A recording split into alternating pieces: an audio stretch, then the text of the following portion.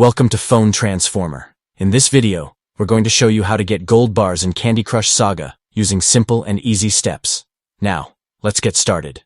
Step 1. First, pick up your phone and open the Candy Crush Saga app. Make sure you're already logged into your current account, so your progress and purchases stay saved. Step 2.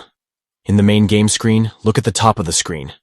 You'll see the gold bars icon, usually right next to your lives and boosters. Tap on it to open the gold bar shop menu. Step 3.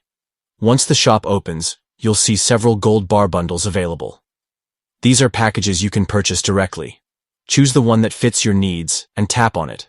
Then, follow the payment method shown on your screen to complete the purchase. The gold bars will be automatically added to your account. Step 4. There's another way to get gold bars, and that's by taking part in special limited time offers. Candy Crush sometimes sends out discount notifications or in-game promotions. When you see one, tap on it to access the offer and buy gold bars at a reduced price or with bonus rewards. That's it. You've now learned how to get gold bars in Candy Crush Saga through both direct purchase and special events. Thanks for watching, and please subscribe to the channel.